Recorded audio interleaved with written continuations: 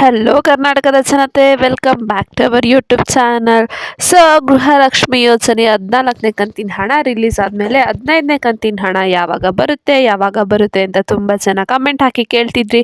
So finally 14ನೇ ಕಂತಿನ ಹಣ ಯಾವ ಜಿಲ್ಲೆಗೆ ರಿಲೀಸ್ ಆಗ್ತಾ ಇದೆ ಮತ್ತು ಎಷ್ಟು ಜಿಲ್ಲೆಗೆ ರಿಲೀಸ್ ಆಗ್ತಾ ಇದೆ ಅಂತ ನಾನು ಇವತ್ತಿನ ವಿಡಿಯೋದಲ್ಲಿ ಡೀಟೇಲ್ ಆಗಿ ತಿಳಿಸ್ಕೊಡ್ತೀನಿ. ವಿಡಿಯೋನ ಎಲ್ಲ ಸ್ಕಿಪ್ ಮಾಡೋಕ್ಕೆ ಹೋಗ್ಬೇಡಿ, ವಿಡಿಯೋನ ಫುಲ್ ನೋಡಿ ಅಂತ ಹೇಳ್ತಾ ಬನ್ನಿ ವಿಡಿಯೋನ ಸ್ಟಾರ್ಟ್ ಮಾಡೋಣ.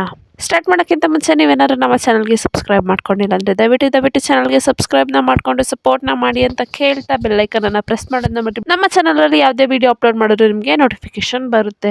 ರಾಜ್ಯದಲ್ಲಿ ಗೃಹಲಕ್ಷ್ಮಿ ಯೋಜನೆಯಿಂದ ಬಹಳಷ್ಟು ಮಹಿಳೆಯರಿಗೆ ಸಹಾಯವಾಗಿದೆ ಮತ್ತು ತಮ್ಮದೇ ಆದ ಖರ್ಚುಗಳನ್ನು ನಿಭಾಯಿಸಲು ಕೂಡ ಈ ಹಣ ಒಂದಷ್ಟು ಜನರಿಗೆ ತುಂಬಾ ಉಪಯೋಗ ಆಗ್ತಿದೆ.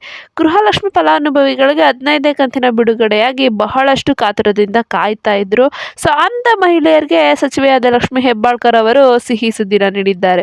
ಸೊ ಇದೀಗ ಗೃಹಲಕ್ಷ್ಮಿ ಯೋಜನೆ 15ನೇ ಕಂತಿನ ಹಣ ಈ 18 ಜಿಲ್ಲೆಗಳಿಗೆ ಬಿಡುಗಡೆ ಮಾಡುವುದಾಗಿ ಲಕ್ಷ್ಮಿ ಹೆಬ್ಬಾಳ್ಕರ್ ಅವರು ತಿಳಿಸಿದ್ದಾರೆ. ಇದ್ರ ಬಗ್ಗೆನೇ ಡೀಟೇಲ್ ಆಗಿ ತಿಳಿಸ್ಕೊಡ್ತೀನಿ. ವಿಡಿಯೋಲ್ಲಿ ಸ್ಕಿಪ್ ಮಾಡದೆ ಕೊನೆವರೆಗೂ ನೋಡಿ, ನಿಮ್ಮ ಜಿಲ್ಲೆ ಇದೆಯೋ ಇಲ್ವೋ ಅಂತ ತಿಳ್ಕೊಳಕ್ಕೋಸ್ಕರ. ಗೃಹಲಕ್ಷ್ಮಿ ಯೋಜನೆ ಫಲಾನುಭವಿಗಳಿಗೆ ಇದುವರೆಗೂ 14ನೇ ಕಂತಿನ ಹಣ ಅಂದರೆ 28,000 ರೂಪಾಯಿ ಎಲ್ಲ ಮಹಿಳೆಯರ ಖಾತೆಗೆ ವರ್ಗಾವಣೆ ಆಗಿದೆ. ಇದರಂತೆ 15ನೇ ಕಂತಿನ ಹಣನೂ ಸಹ ವರ್ಗಾವಣೆ ಮಾಡುವ ಪ್ರಕ್ರಿಯೆಯನ್ನು ಪ್ರಾರಂಭ ಮಾಡಿದ್ದಾರೆ. ಸೊ ಇದೀಗ ಕೆಲವೊಂದಷ್ಟು ಮಹಿಳೆಯರ ಖಾತೆಗೆ ಗೃಹಲಕ್ಷ್ಮಿ ಯೋಜನೆ 15ನೇ ಕಂತಿನ ಹಣ ಜಮಾ ಆಗಿದೆ.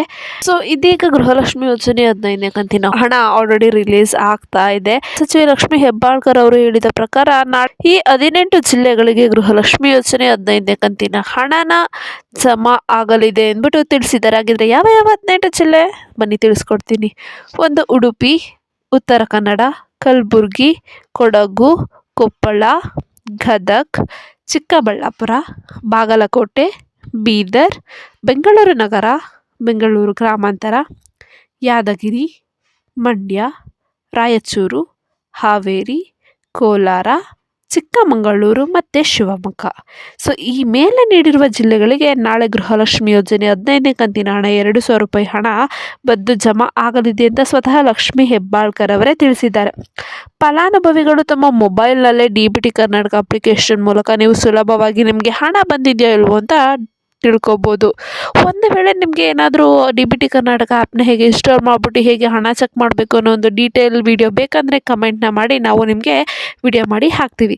ಇಷ್ಟು ಹೇಳ್ತಾ ಈ ಮಾಹಿತಿ ನಿಮಗೆ ಇಷ್ಟ ಆಯಿತು ಅಂದ್ಕೊತೀನಿ. ಇದೇ ರೀತಿ ಕಂಟೆಂಟ್ಗೋಸ್ಕರ ನಮ್ಮ ಚಾನಲ್ಗೆ ಸಬ್ಸ್ಕ್ರೈಬ್ನ ಮಾಡಿಕೊಂಡು ಕನ್ನಡದವ್ರಿಗೆ ಸಪೋರ್ಟ್ ಮಾಡಿ ಅಂತ ಕೇಳ್ತಾ, ಯಾವುದೇ ವಿಚಾರದ ಬಗ್ಗೆ ನಿಮಗೆ ಮಾಹಿತಿ ಬೇಕು ಅಂದ್ರೂ ಕಮೆಂಟ್ನ ಮಾಡಿ ವಿಡಿಯೋ ಮಾಡಿ ಹಾಕ್ತೀವಿ. ಧನ್ಯವಾದಗಳು. ಅಂಟಿಲ್ ದೆನ್ ಟೇಕ್ ಕೇರ್, ಬಾಯ್.